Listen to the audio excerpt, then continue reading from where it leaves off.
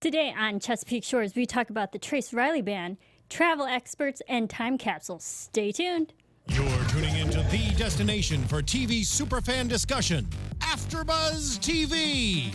And now, let the buzz begin.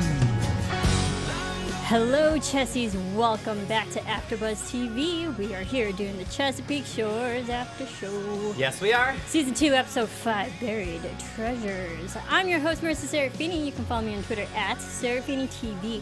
Joining me, as always... Hey everyone, it's Stephen Lovegrove. You can find me on Twitter and Instagram at Dr. Lovegrove. And I have to say, this was my first week being able to live tweet. I've had something on Sunday night that I had to host or be there for every other week of the season, and it is so much fun to live tweet with all of you Chessies. So thank you for chatting with me throughout the week and last night as well. Yeah, always chatting with us. Live tweeting is always fun. I usually tweet the East Coast, but I couldn't last night because I was in a meeting. But I did the West Coast, and it's still as rewarding. So yeah, and really most of the stars tweet both. Yes. Both the East and the West Coast Yep. airings. So lots of fun, lots to talk about, as you guys in the live chat are saying. So much to talk about this week. But before we really get started, let's do. What are your overall thoughts of this episode, real quick? Well, so Chesapeake Shores does this weird thing where they tease us with storylines, and we get all excited and we make predictions, and then they are postponed. So there were a couple of things that I felt like got put on hold. I'm still eager to see what happens with Bree and Simon. And I was expecting that this week, and we didn't get a ton of that this week. Yeah. So there were a couple things that I was ready for that weren't a part of this episode. That being said, it was exciting, it was dramatic, it was emotional and funny, and overall I thought a very strong episode. And I'm just ready to talk about it. Yeah, let's do it. Let's start with Trace and his band, the Trace Riley Band. So they're in Nashville cutting this album. What were your thoughts of Trace? It seemed a little bit unprofessional going against what Hall, his producer, really wanted. Well, can we talk about what did you think of him not being honest with Lee, but then she knew anyway? Anyway. Honestly, okay, I don't think that we have seen the end of this story because, yes, it's definitely not professional, but also I'm not sure it's legal what Trace is doing going against his contract. And so, while it seemed very brave and noble and even kind to Lee, I think that he may have gotten himself in legal hot water. I'll make a prediction about that later on, but I don't know. I mean, Mark Hall, I don't know, just an interesting name. Mark Hall put Trace in a very unfortunate position. And what did you think of how he handled it with Lee and not telling her and trying to just get her to want to get out of it regardless? I think it was ironic, especially when he's trying to make it about Mark Hall not being what they wanted to be as a producer. But then, it's really not telling the whole truth, skirting around the fact that, yeah, he wanted to go solo. But the fact that Lee even knew about it, and she seemed okay with it. I don't know if it was just a front. That shocked me. If it was just like, okay, I understand where Mark Hall wants for the band, but I'm not sure if she's actually okay with it. I gotta say, I have not been Lee's biggest fan. As you all know, yes. Neither of us. And, many of you on Twitter last night while we were live tweeting were saying, Trace needs to be very clear with Lee. I actually got to say, Lee won me over a little bit this week. She did not seem to be making any romantic moves. Even when Trace was being so kind and standing up for her, I did not think that she was making any moves, which I appreciated. And I thought she was surprisingly supportive. It didn't read to me as a front or as if she was just being fake. Maybe it just hasn't hit her. But I thought she handled it shockingly well, especially to have asked Trace, are you keeping anything from me? And he basically just outright lied to her He did. for the first 10 minutes of this episode. And I thought she handled it surprisingly well. She kind of won me over a little bit this I thought week. so too, but then also I have in my notes, because when we saw them at the bar and they're actually performing, and Trace was like, I know you do the same thing for me. And I read it, I put it in my notes. Would she read those as mixed messages that he's maybe reciprocating those feelings back to her? That was an awkward moment though, because I sat there and thought, would she do the same thing if she was offered a solo deal? I'm not so sure. Ironically though, you tell me what you thought of their performance, but I kind of thought Trace still shined. I don't know. The grammar isn't my best suit. But I felt like he still struck me as a solo artist. And she still kind of gave me backup vibes after he fought for her to be on stage. What did you think of their actual performance? I thought so too. I only hear Trace. I mean, we heard her as a backup, but I only heard and saw Trace in that Like, I wanted them to prove to Mark, you really need both of us. And what turned out to be all three of us. But I thought that they actually kind of proved his point about Trace. Well, I think that also begs the question, is he still going to go solo? Or does he really want to bring the band to his new club in Chesapeake Shores and record on their own and go indie? Do you think that will actually happen? I want to save some of it for predictions. Okay. But let me just say for now, I don't think it will smoothly happen. I don't know. The line that stood out to me about Trace this week is so close to the career I've always wanted. And, you know, we've talked about every week since Barbara came and visited. We talk about how Trace really does have this dream, and it really is maybe a valid reason for Abby to be concerned. It really is important to him. And I don't know. I think, you know, I also wrote down the line that Lee said of, we knew this was going to be less control, but more exposure. And I thought, isn't that what everybody has to decide about here in LA and in the entertainment industry and the music industry as a whole, is what control are you willing to give up for the exposure?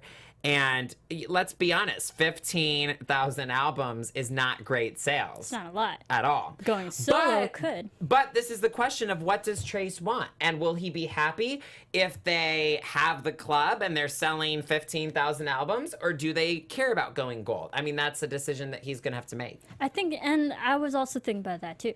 I think maybe Trace is more focused on getting his band back together, making amends with everything, because essentially he's the one that broke up the band, and he's now so gung-ho about putting it back together and actually creating something successful, maybe not on his own, but together. See, and we saw the whole issue this whole season 1, beginning of this season, that he really just wants the band back together. But is it for the right reason, or is it just to make himself feel better? Trace? I don't know. I guess I'm just still confused about what is the career he's always wanted. And what would be, you know, when you talk about success, right? Everybody has a different idea of success in their brain. And so you've got to know what it is for you. What I want to know is, why does it seem like Trace thinks Lee is a part of his success? Why wouldn't, especially if Lee is okay with it and encouraging it, why wouldn't Trace succeeding as a solo artist be a version of success for him? And I think there's something weird there about why he thinks it has to include Lee. And I do think, in a way that I wasn't prepared for, I do think Trace is a little bit holding on to certain things of the past. And while I was happy to see John back and them reconciling, I don't know. I think that he might need to, like, embrace a new version of success. Somebody in the live chat says Trace is still driven by guilt, it seems, about keeping the band together. And I kind of agree with that. That's exactly what I was thinking. I was like, is he only keeping the band together so he can feel better about what he actually did to it earlier? Or is he just keeping it to, or he really does want a career with the band? I don't know. It's just weird because I felt like Lee essentially gave Trace an out this week, and he didn't seem interested in taking it. Yeah, there's a lot of ifs to this question. Maybe we'll get those answers in the following episodes, but it's not unresolved, I'll say. Not everything is clear cut yet. Let's talk about Abby. Abby has to do tax receipts. Ugh, the worst. The worst. She wants to sign up for PTA, so good for her. She wants to get more involved in the girls' lives, in their school, and this horrible woman, Jackie Olsen. giving her. Like, all those unresolved issues from the past in high school. High school's over, get over it. But now she's paired up with Douglas Patterson. Victor Webster. Coop from Charmed. I love Charmed, you guys. Like, if anyone knows me, I was obsessed with Charmed. So to see Victor Webster, I actually lit up to see him. So it was great. Now, before I say anything, I have to know what you thought about Abby and Douglas compared to what you were expecting from the preview when we sat here and talked about it this week.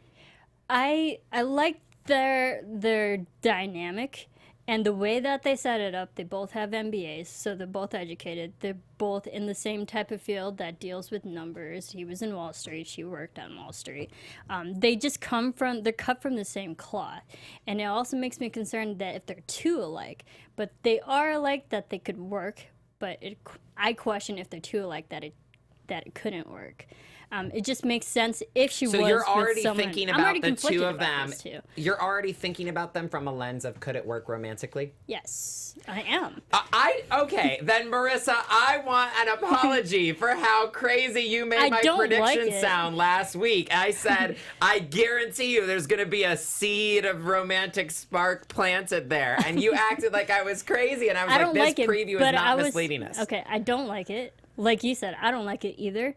But I can see if they're trying to build up this relationship, because I said in my early predictions early this season that I could understand if Abby and Trace didn't end up together at the end of the season, and she could have another person in her life that would also make sense if she was with him instead of Trace. Right. Well, so I don't like it, but it's possible. What I thought last week about why they would do this to begin with is, you know, if you're in a relationship and there's unresolved issues between you two, particularly ones that aren't being talked about, the minute that somebody new comes along where it's not that they're Mr. Right in every possible way, but just that one specific issue you don't have with that person, it just becomes a magnifying glass for the problems that you are having, right? So for him to come along and Abby's like, you know, this is a musician, touring life is a possibility. He's far away. He's in Nashville. She's having all the problems of what it's like to date a creative artist, right? And so this guy comes along and they may not be nearly as compatible as her and Trace overall. Right. But I think it highlights there is some distance that they're feeling. There are some communication problems there. And you know, at the end of the day, I think it just highlighted the issues that she may be having with Trace right now. Yeah, I can understand if both Douglas and Abby connect on an emotional level of the fact that they're both lonely. Because he's a widow. Don't you think that's a danger zone, Marisa? It totally is. I'm just making this up in my head because this would be good writing and good drama. No, I think it will be great drama. I'm just trying to maybe justify it in my head if this did work. Not that I like it, but if they did end up together, it could be something along the fact that they both are similar in the fact that they're lonely and they just need someone in each other's lives. That could be something. So I don't think that there's long-term great romantic potential between Abby and Douglas. No. I just think he's kind of a stand-in right now because she is lonely. She is feeling the distance. She needs someone to talk to. But I'm also being very clear. I think it is a danger zone. Whenever you have issues in your relationship and you're not talking about it in the relationship, but you're going to another person. The outside source. Who you might, and it's funny, someone said Danger Zone, the song. That is the song that's been in my head since I said that. Kenny Loggins, yes. Yes, but I do think it's the danger zone of, for her to be talking to Douglas about how hard the distance is, that does not bode well for this next season of her relationship. Yeah, she needs to be talking to Trace, not to Douglas. Correct. She needs to be talking to her significant other, not this stranger in her life. I agree.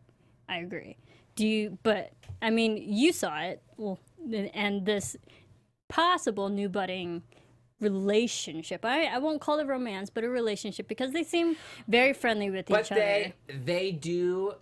I mean, partly we just had an emotional moment because she found out that his wife passed away. So that's just emotional because it is. That's not necessarily romantic sparks. However, it is one of those things where they talk in such a way, if we had no context and no backstory and it was another Hallmark movie, we would say this is a budding romance in the works. Yeah, I see it. So. They talk in a way where they understand each other. They're strangers, but they understand each other on some level. Enough for it to blossom into something else. You know?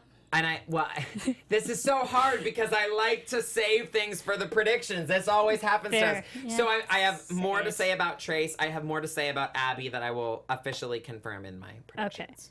I still think Abby and Trace are endgame. I've said I that agree. over and I don't over think that's again. ever been in debate at any point this season. But if they do end up separated at the end of the season, I can understand if Abby went to Douglas for something. Who knows? Maybe that's too early. But I like Douglas. I like him. I actually like him as a person. Not just because of the actor from Charmed. I really do like his as a character, as a person. And while we're on Abby, can we just laugh at this hilarious theme of she's good at math, but she can't teach it? I watched the episode twice, and both times I died laughing at the end when the parent was like, she tried to say, unfortunately I can't, and the woman like cut her off and was like, can't teach it. You tried to tutor me and you made me cry. I just thought that was so funny. Abby made a lot of people cry. Teaching math is like a serious skill in and of itself. Like, I can't add 2 and 2 together, but shoot, I mean, my dad's actually a math teacher. If people didn't know, he teaches calculus, trig, and stats, and algebra. He teaches all the advanced arithmetic that everybody hates, but it's an actual skill. He loves teaching and he's great at it. So I applaud anyone who actually can teach math in a very effective way, an efficient way. I mean, there's a difference for being good at math. There's another difference of actually teaching it well. So I applaud to all those math teachers out there who can do it, because I certainly can't. So I did like that. That was funny. Before we move on, I am curious what you think about this comment, because I think this is actually a very interesting insight. Trisha in the comments said, Trace hasn't been there for Abby emotionally so far. His focus has been his career. And Teresa said, I agree. A couple people agreed. Yeah. I do want to point out, if we put ourselves in Abby's shoes right now, unfortunately, I'm not saying it's right. I don't think she's going to do something that we would constitute as cheating. But unfortunately, there is an opening, I would think, emotionally for Douglas. Because I said this last week. I did not like the way Trace interacted with Abby on the phone. And I very much do think that he's not being extremely emotionally supportive. And he's not being truthfully honest about everything either, about what's happening in his life. No, he's not being entirely honest. And the Nashville thing is no excuse, because Abby is stretching herself. We know she does a crazy workload with her job. Plus, she's taking on the PTA. Plus, she's trying to help her children with school. You know, it's not like Abby's has no, she's a busy person. Yeah. And anyway, I just wanted to acknowledge that insight, because I don't think that he's being a great boyfriend right now.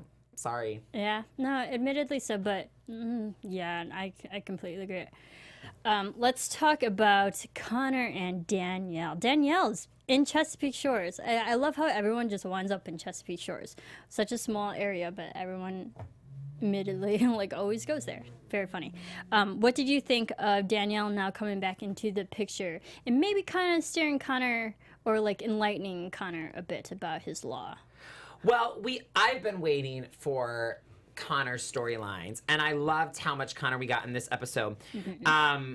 And I actually really like this dynamic, of the back and forth and them saying, oh, it's like law school all over again. And I could see that. I sat there and I was like, this is the dynamic of I can see. Did you guys go to Denny's, or did you have a late night place when you were in college? Because I could see them sitting Denny's. In a I do too. Let's go afterwards. Yes. I could seriously see them sitting in a Denny's going back and forth about free speech and all of these things. And so anyway, I like the dynamic, and I thought it revealed all we knew about Connor's job so far was that it was very corporate, right? The gray requirement, and the stress ball was a toy. That was really all we knew up until this point, and we didn't know that there were ethical dilemmas about his job, and I really liked this, just a great storyline. Yeah, and I like that because Danielle kind of showed that Connor I don't want to say sold out, but just got that corporate job just for work, and he's not in it for the passion of why he got into law in the first place. He's just doing it for work. Right. And I like that because sometimes you do need in like stressful jobs, whatever job it is, that you just need that other person that keeps you in check. And I think Danielle is that person for him. So it's funny, I'm looking at the live chat right now, and Shout some out. I love a spirited discussion, but what I love is we have two opposite opinions here, because Okay. we have Trisha saying, love Danielle and love how she can shake up Connor, but then we have Janae saying, if I'm being honest, I didn't like how they brought Danielle back in, and Ariadne agrees. And I do feel like Danielle is somebody who Connor has relationship potential with, Yep. but it doesn't feel like they brought her in at this moment in a romantic way, at least not yet.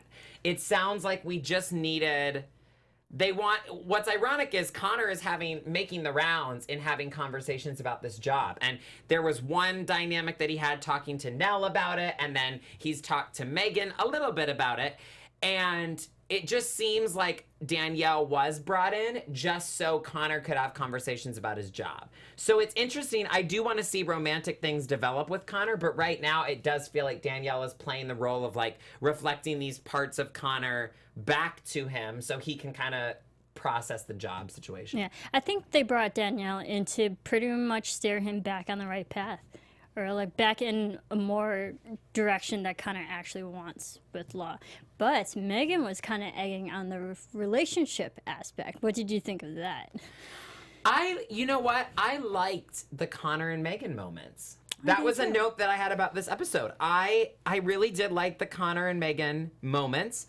And, you know, like I said, I do think there's clear relationship potential. But what do we think about the place that Connor works at being described as the evil empire? Well, it just shows he doesn't belong there. Which we already knew. Just from the corporate thing, we already knew that. He's just there for work, and it's something he's probably going to leave. Okay, so this is an interesting discussion.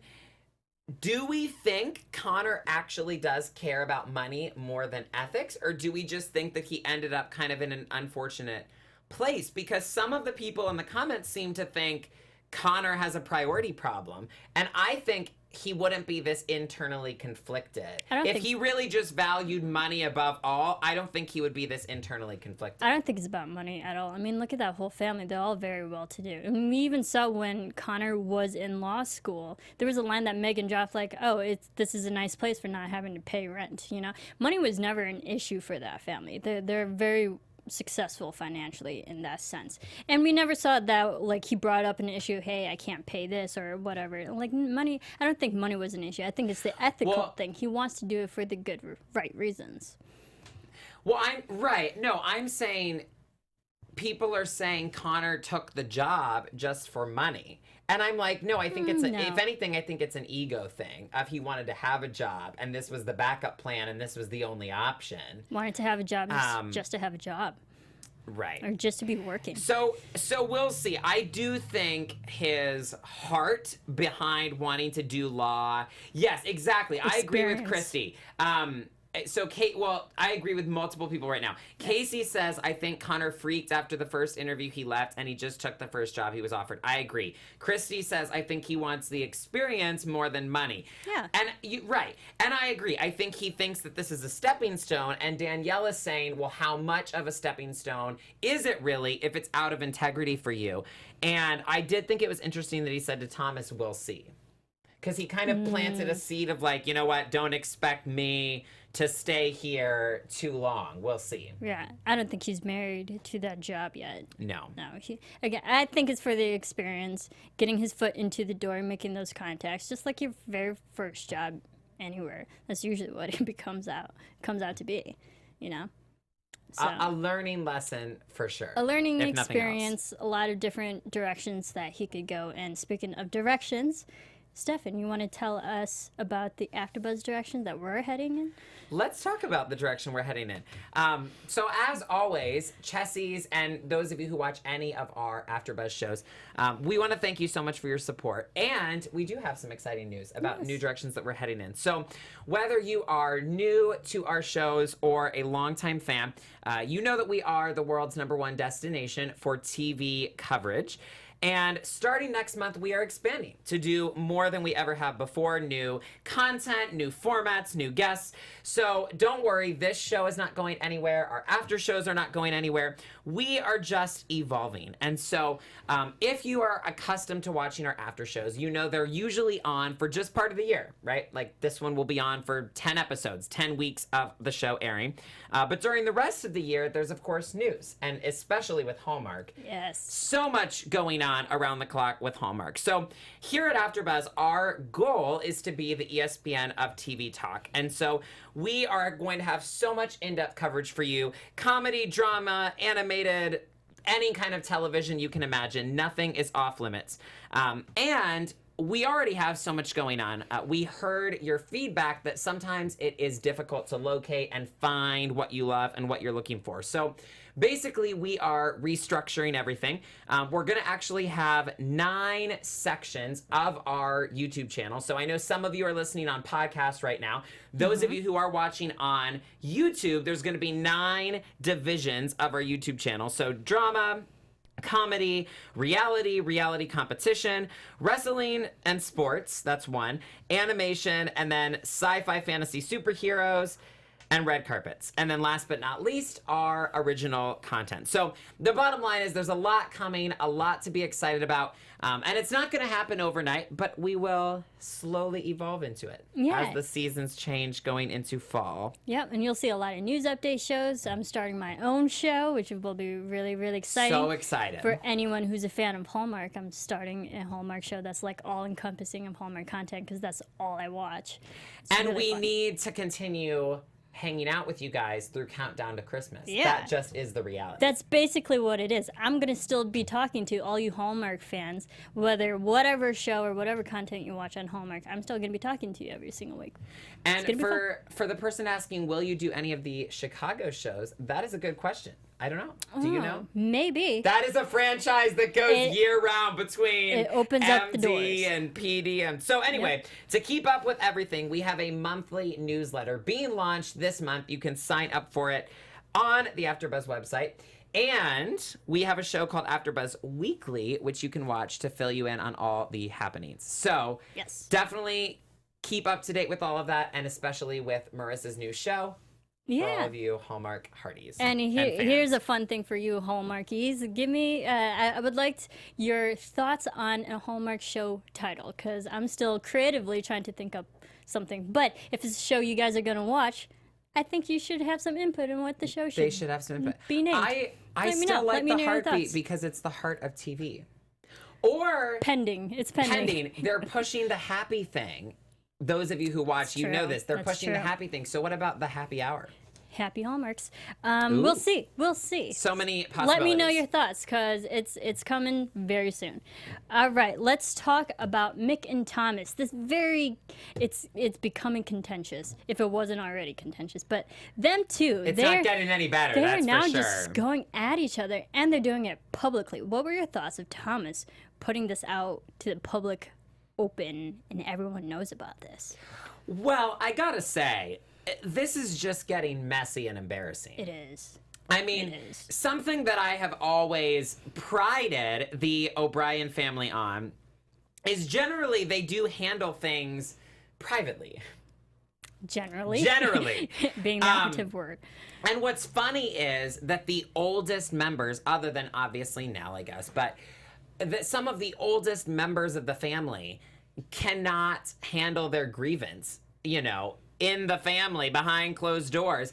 And I just think it's getting messy and embarrassing. I think the brochure, for one O'Brien to put out a brochure saying, do you trust the O'Brien with this land development? Okay. I think that's really tacky. But that's what I have in my notes, tacky. It's so tacky. There's no other word to describe it. And then, I did laugh.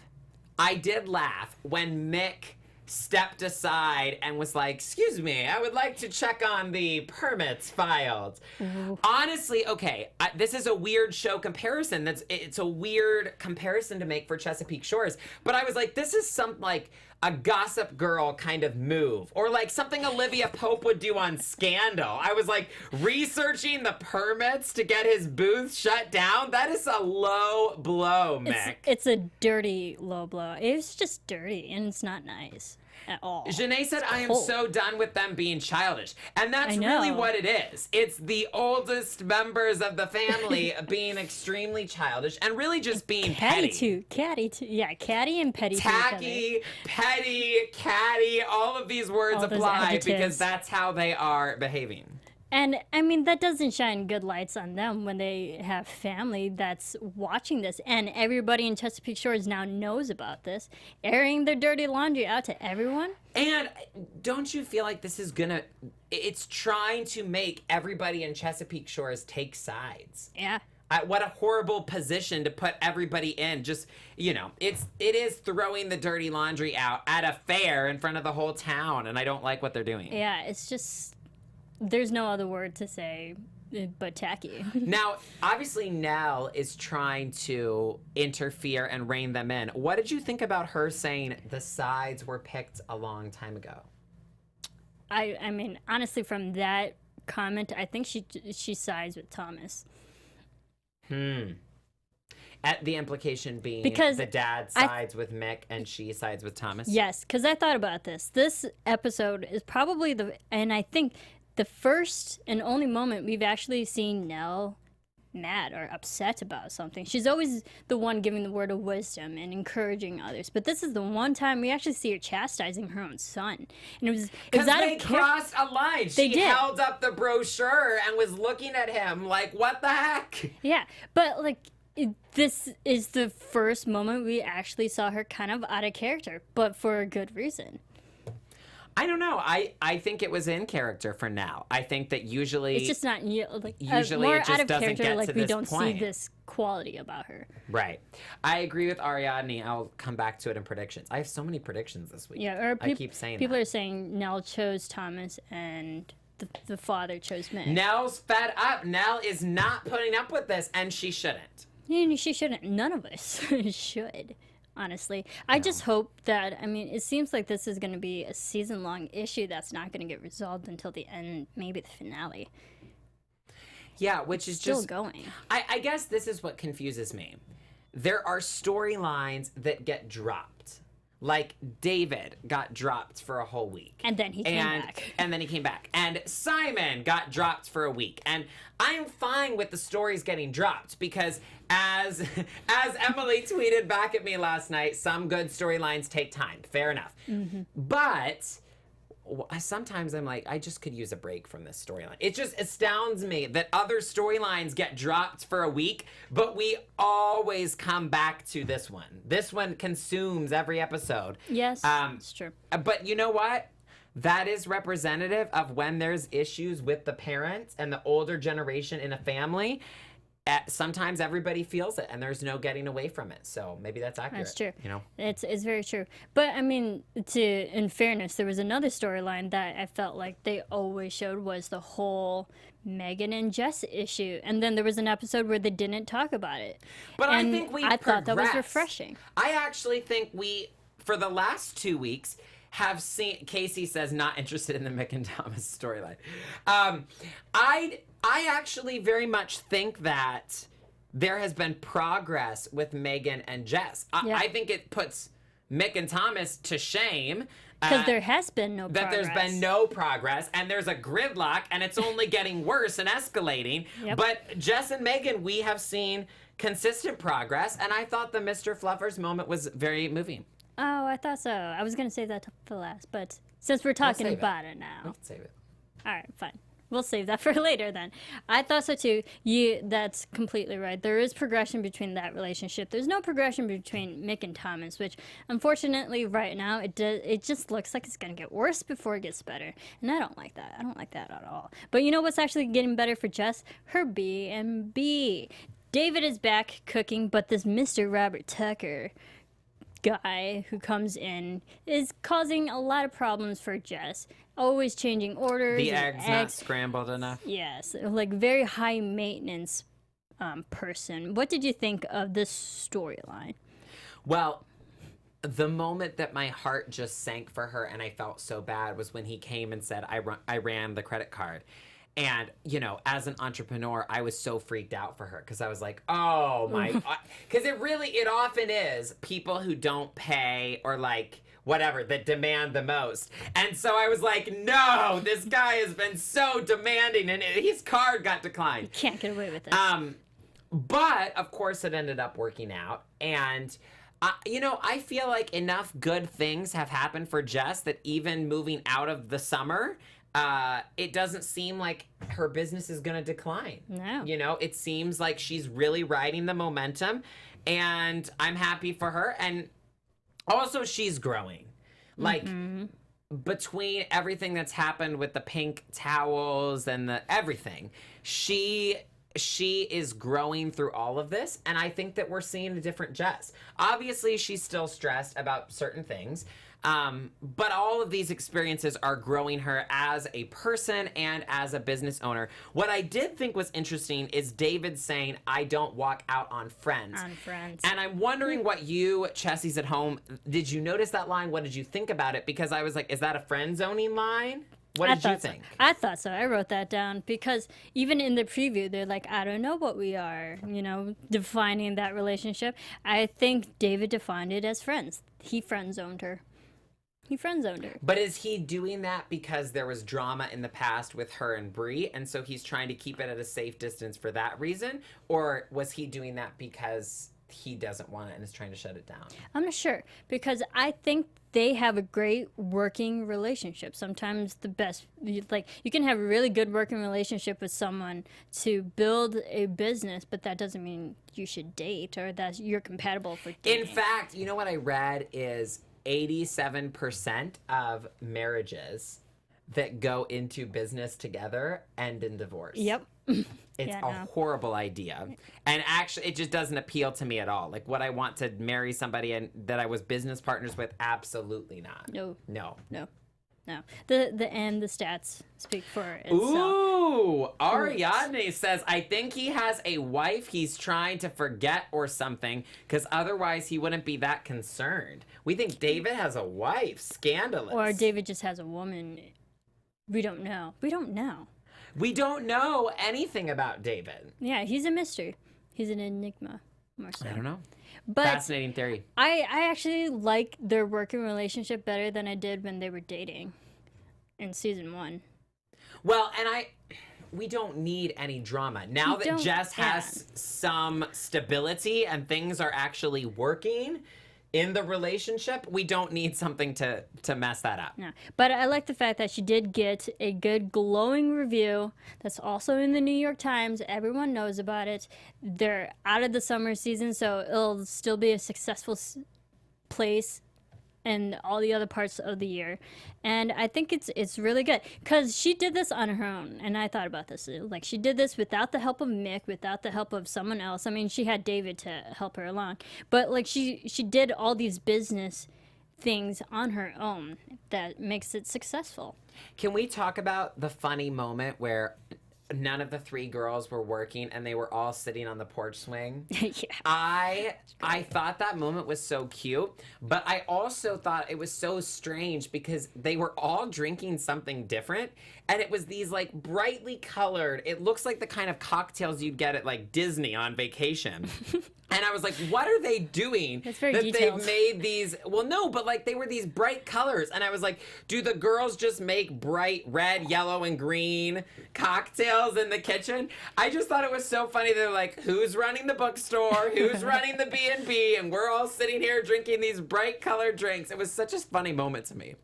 I like that. It was another sisterly bonding moment thing. You know, I think the last one we had was when they were eating ice cream. So I like these moments. I didn't really care about the colored drinks. I think it's more for production value. You know, they're all different. I know, but it's not normal that if you just grab a drink from the kitchen, you have these bright, fruity cocktail drinks. things. Maybe it's normal for their lives, but I need to step up my game at home. I did like the fact that Bree kept making Kevin work, and Bree was just sitting along the side. Hysterical. But let's talk about this. Bree gets this old treasure map. She took something from every family member except for Megan, which was really sad because I figured out Megan wasn't part of their lives at the time she took all these items.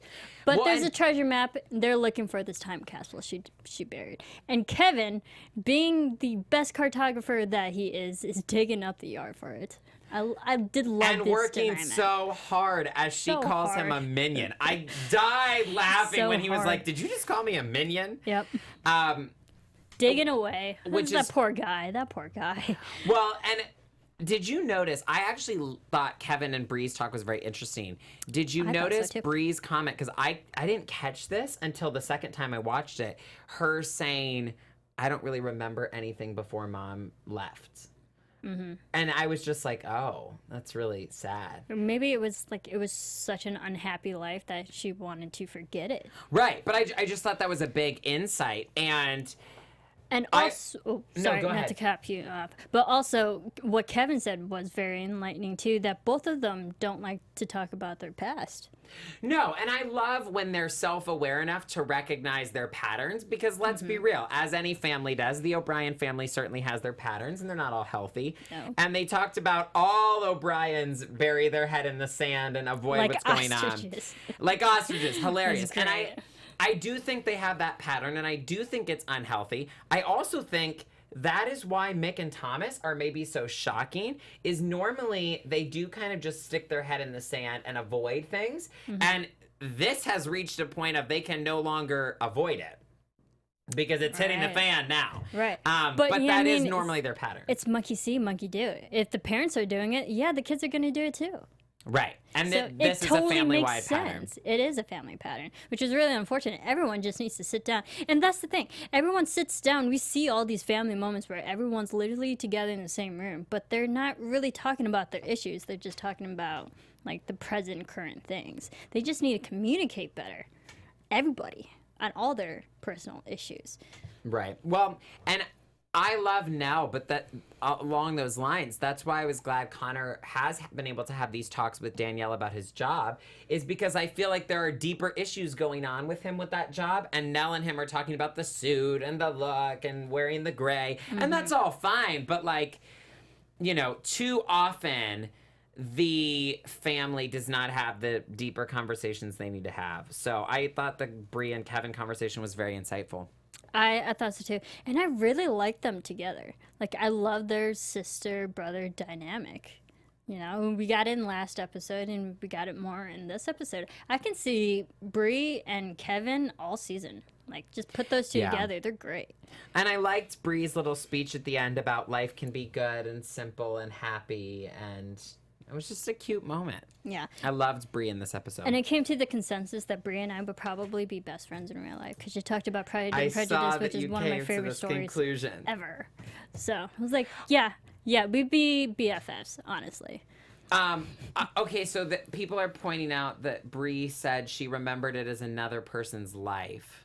Yeah, I just clearly, again, I just find it so interesting how all the children have very different experiences. Yeah, it was more with of a their childhood with Megan. Well, from Bree's perspective, it seems more of a dissociative type of life that she doesn't associate with it. She actually separated herself from it to a point where it's someone else's life, not her own, you know? Right. So I think it's interesting. We still need Connor's perspective. We kind of can gauge everybody We else's do. and where they stand, but Connor right now he seems okay with Megan as an adult. But how did he handle it when he was a kid/teenager? We don't know. Well, and didn't we? I'm trying to remember what we saw of him in the home videos as kids. Wasn't there a home video where he seemed really clearly affected by what was going on and not in a good place? He was King Connor. He seemed like one of the kids who didn't know what was happening in those home videos. He was one of the children who wasn't like fully aware of the situation. I see him. King Connor. I see him. But yeah, but this, so Kevin finally finds the time capsule, and then we had the sweet moment at the end where everyone gets their items back. Mr. Fluffers. What did you think of Jess and Megan? What a beautiful moment to be unspoken. Like, we don't know what Mr. Fluffers was about, do we? Unless I'm forgetting something that's been shown to us. We don't know. No, we don't. But the only thing I can gather from this amazing acting from both of these, Barbara and Lacey, in this 20 seconds is that I am guessing that Megan actually gave Mr. Fluffers to Jess at a young age, and it's something that she's always loved. Well, and just so powerful because their energy and their relationship up to this point has been so much just tolerating. Like, if anything, sometimes it gets nasty, but if anything, at best, it's been tolerating, just tolerating each other. Yep. And for her to make a conscious choice to get up and to go sit next to Megan, and you could just feel that she was opening her heart in that moment, and it was powerful. Yeah. And it shows that there was at one point where they truly did love each other. And they're which we knew from the home video with "I want to be just like you. When I grow up, I love you." Yeah, they're slowly getting to it, and I think it's nice that in the adult moments between these two that they're finally allowing each other to remember like how good they were together. You know, that they had a great relationship at one point. This is 2 for 2 heart-wrenching ends to an episode. I know. with Jess and Megan. Megan and Jess. I really like it. I mean, it's a slow incline, but I'm enjoying this, this progression. I really am. I like it. Yeah. It's what this kind of storyline is what Chesapeake Shores is really about. Yeah. And at its best. And this is a storyline once we get to the point where they're actually okay with each other and like learn to love each other again. Like you can definitely say it's earned because Megan's earning it, and I think Jess is opening it up. So, all this could and actually Megan work is out. really coming through as a mom. Because Yes. we've talked about, she has apologized so many times for the past. She can't undo it. And, Brene Brown talks about trust is like a jar of jelly beans that gets added one at a time. It's not, you can't just, boom, win over somebody's trust immediately. It's one little thing at a time. And I feel like through the little moments, the little acts of kindness, the little conversations, one thing at a time, Megan is really, winning back everyone's, getting her place back as a mom in everyone's hearts. And I love that. And one of my favorite quotes is "one day at a time," because we're seeing the relationship one episode at a time, but essentially it's a one day at a time progression. I loved Megan in this episode. Yeah, I mean, she's we love her in general, but in this episode, I wrote down in all caps, "I love Megan." Yeah. She just was a great episode for her. She helped Connor push him towards Danielle. She helped Jess with Mr. Fluffers. We're seeing all different aspects of Megan actually being the mom that she should have been years ago. Yeah. We see it. We see it. We see it, you guys. All right. Anything else about this episode that you loved? I just have predictions. All right. Let's get to it then. Predictions. And now, your AfterBuzz TV predictions. Okay. You had a lot of predictions, so I know, and I have to go through them fast. lay Okay. it on me. First of all, Bree and Simon is not over. We know that Simon's on book tour, but there's definitely sparks there. I definitely want to see more, and I predict that is happening. If not next episode, it is coming, and there's more of that on the way. Second of all, I predict Connor will leave. Ooh, leave in what way? Leave the job, not Yes. Chesapeake Shores. I predict that these ethical issues are a very big deal, and that eventually his integrity is going to win out and he'll do the right thing for him, the right thing for him. So I predict he's going to leave. Third of all, I predict something happened to Thomas that we still have not heard. I thought there was a very eerie moment when Nell said, "I shouldn't have let him do what he did to you." And it just sounded very serious, more than just ignoring him. Okay. And so I don't know what it is, and they've really dragged this storyline out, so I don't know when we're going to find out what it is.